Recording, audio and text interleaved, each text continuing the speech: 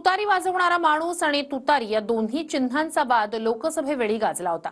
मध्यंतरी राज्य निवडणूक आयोगाने फक्त तुतारी नावाचं चिन्ह गोठवल्याचं पत्रक समोर आलं होतं। मात्र आज दोन्ही चिन्हांमध्ये फरक असल्याने ते कायम असल्याची माहिती निवडणूक आयोगाने दिली आहे। पाहूया।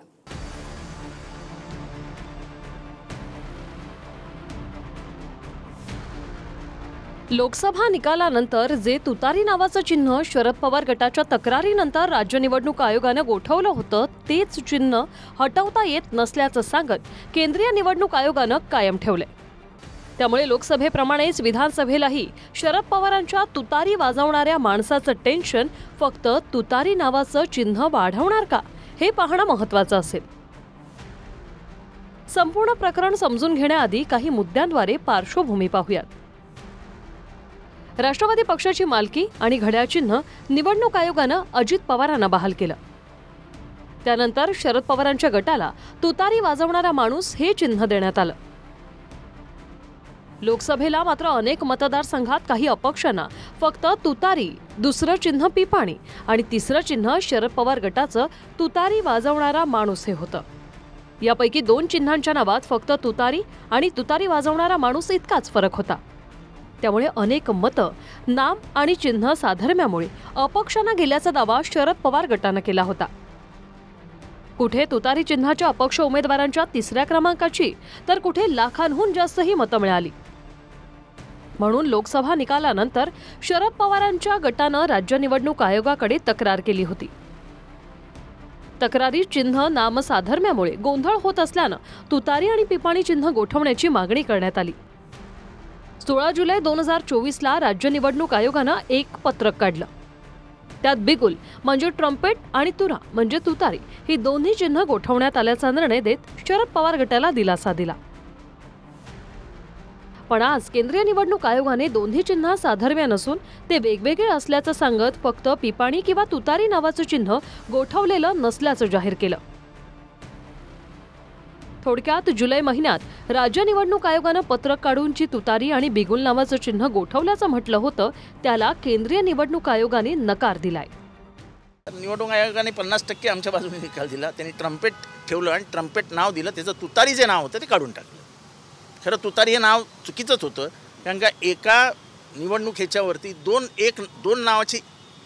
एकाच नावाची दोन चिन्ह असूच शकत नाही। एक तुतारी आणि दोन तुतारी असे असू शकत नाही। तीसरी रिक्वेस्ट थी वो एक ट्रम्पेट है इस टाइप की, जो कि मैन ब्लोइंग तुरा से बिल्कुल डिफरेंट है। तो कमीशन ने उसी दिन बताया था कि वो उससे डिस्टर्ब नहीं करता है। So all the three have been accepted, that is one. आता तुतारी वाजवणारा माणूस आणि फक्त तुतारी या दोन्ही चिन्हांमधील मेक समजून घेऊया। लोकसभेत अपक्षांना जे ट्रम्पेट चिन्ह दिलं गेलं होतं त्याला महाराष्ट्रात सर्वसाधारणपणे पिपाणी म्हटलं जातं। पण निवडणूक आयोगाच्या वेबसाईटवर या चिन्हाचं इंग्रजी नाव ट्रम्पेट आणि हिंदी नाव तुरही असं दिलंय। त्यामुळे लोकसभेला एका बाजूला शरद पवार गटाचे नेते आपल्या तुतारी वाजवणारा माणूस या चिन्हाचा प्रचार करत फक्त तुतारी म्हणून करत होते आणि त्याच तुतारीच्या नावाच्या घोषणा अपक्षांच्या रॅलीतही होत्या।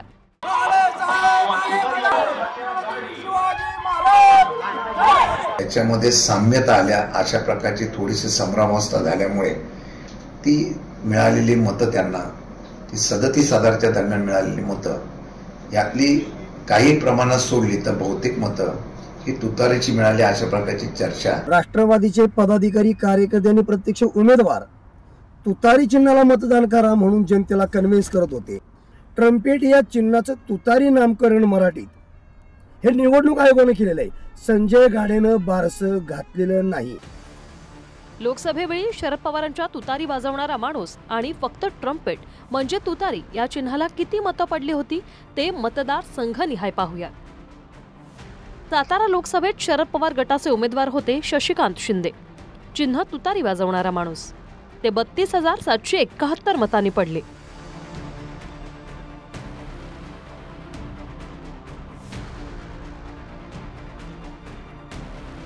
नगर लोकसभेत शरद पवार गटाचे निलेश लंके तुतारी वाजवणाऱ्या माणसाच्या चिन्हावर 28,929 मतांनी जिंकले। इथे तुतारीवर लढलेला अपक्ष गोरक्ष आळेकरांना 44,957 मतं पडली। बीडमध्ये बजरंग सोनावणी 6,500च्या फरकाने जिंकले। इथे तुतारीचे अपक्ष उमेदवार अशोक थोरातांना 54,850 मतं पडली. वंचितच्या उमेदवाराहून जास्त मतं घेत तुतारीचे अपक्ष उमेदवार तिसऱ्या स्थानी राहिले. दिंडोरी लोकसभेत भास्कर भगरे 1,13,199 मतांनी जिंकले. त्यांच्या विरोधात तुतारीवर अपक्ष लढलेल्या बाबू भगरे 1,03,632 मतं घेऊन तिसऱ्या स्थानी राहिले. रावेर लोकसभेत श्रीराम पाटील 2,72,000 पडले. इथे तुतारीवर लढलेल्या अपक्ष उमेदवारांना 43,982 मतं पडली. तुतारी आणि पिपाणी आता एवढं मोठं तुम्हाला लोकसभेमध्ये जनतेने कौल दिला, आता एवढं मोठं इन्कमिंग तुम्ही आहे तुमच्याकडे दाखवता, त्याच्यामुळे तुम्हाला चिन्हाला घाबरण्याची काही गरज नाही. त्याच्यामुळे तुतारी असो का पिपाणी असो, तुम्ही जर जनतेच्या मनातलं सरकार तुम्ही आणू इच्छिता तर घाबरता कशाला. त्याच्यामुळे इलेक्शन कमिशनला वाटलं की ह्या गोष्टीत काही अर्थ नाही म्हणून त्यांनी ते फेटाळलं असेल. आता तो अधिकार सगळा निवडणूक आयोगाचा आहे. त्यांनी कोणती चिन्ह द्यायची, कोणती फेटाळायची, हा सगळा अधिकार काही मुख्यमंत्र्यांचा आमचा नाही आहे, सरकारचा नाही आहे. हा सगळा अधिकार जो आहे हा इलेक्शन कमिशनचा आहे. मला वाटतं त्यांनी तो नियमात बसत नसेल म्हणून तो फेटाळला असेल.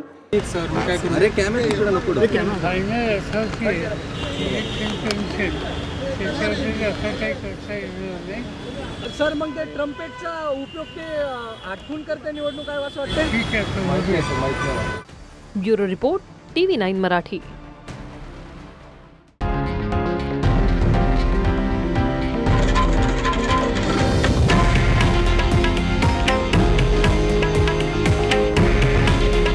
हे आहे देशातील नंबर 1 न्यूज नेटवर्क आणि आपण पाहत आहात TV9 मराठी.